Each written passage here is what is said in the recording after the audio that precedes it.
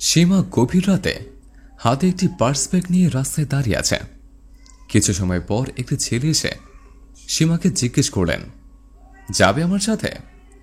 সীমা কথার জবাব দিলেন না। ছেলেটি আবারও জিজ্ঞেস করলেন, কি রে, যাবি না? মেয়েটি মাথা নাড়িয়ে কথায় সাড়া দিলেন, হ্যাঁ।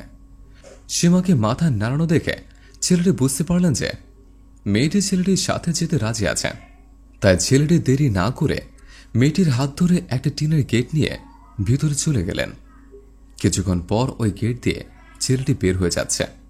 মেয়েটি ছেলেটির হাত ধরে বলতে লাগলেন, আমার টাকা না দিয়ে আপনি কোথায় যান? ছেলেটি মেয়েটির হাত ছাড়ে দিয়ে বললেন, আমার কাছে কেউ টাকা চায় না, আর তুই আমার কাছে টাকা চাস? তুই যদি বেশি বাড়াবাড়ি করিস তাহলে আমি তোকে মেরে ফেলব।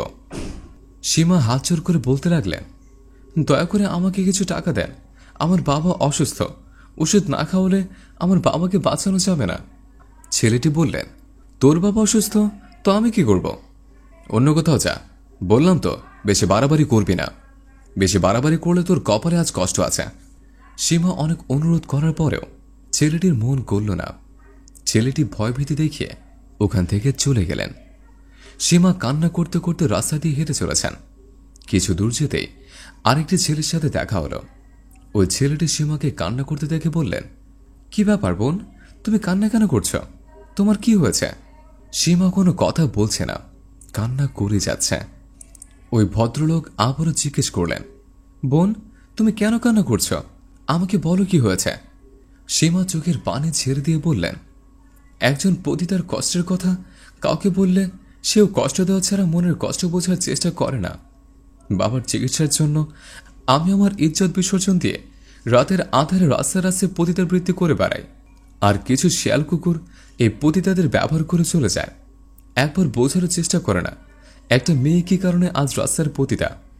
সীমার মুখে এমন কথা শুনে ওই ভদ্রলোক বলতে লাগলেন, তোমাকে সান্ত্বনা দেওয়ার মতো ভাষা আমার নেই, তবু তোমার কথা শুনে অনেক কষ্টে পেলাম। আমিও কোটি টাকার মালিক না, যতটুকু সামর্থ্য আছে সেটুকু থেকে তোমাকে সাহায্য করতে চাই। এই কথা বলে ওই ভদ্রলোক পকেট থেকে ৫,০০০ টাকা বের করে মেয়েটির হাতে দিয়ে বললেন, বোন, আমার যতটুকু সামর্থ্য ছিল তোমাকে সাহায্য করার চেষ্টা করলাম। এই টাকাটা নিয়ে তোমার বাবার ওষুধ কিনে নিও। তোমার বাসা কোথায় জানে না, তবে আমার মোবাইল নাম্বারটা রাখো। আমার ছোট্ট একটা অফিস আছে, কয়েকজন শ্রমিক কাজ করে, তুমি যদি চাও ওখানে কাজ করতে পারবে। সীমা টাকা পেয়ে খুশি হয়ে ওনার মোবাইল নাম্বারটা নিলেন।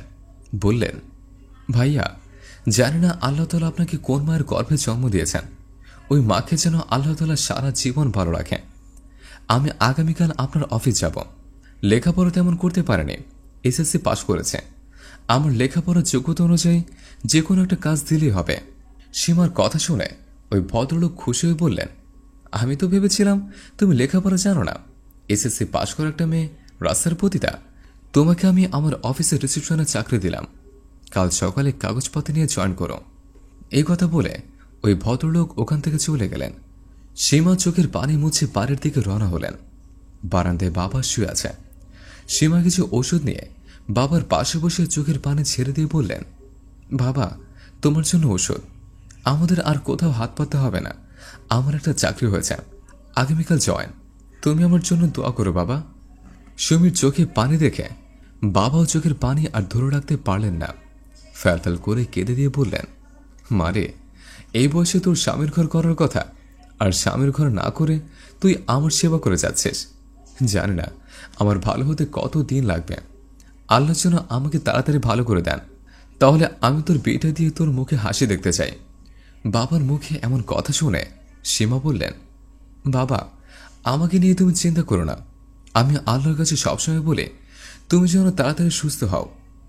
বাবা, তোমার মুখে হাসি দেখে আমি মরতে চাই। কোনো মেয়ে চায় না তার বাবা বিছানায় শুয়ে শুয়ে মৃত্যুর দিন কোনো। আল্লাহ যেন তোমাকে দ্রুত সুস্থ করে দেন। এই কথা বলে বাবাকে জড়িয়ে ধরে চোখের পানি ছেড়ে দিলেন। আমাদের সমাজে অনেক মেয়ে আছে বাবা মায়ের পাশে থাকার চেষ্টা করেন, বাবা মাকে ভালো রাখতে নিজের জীবনের মায়া করেন না।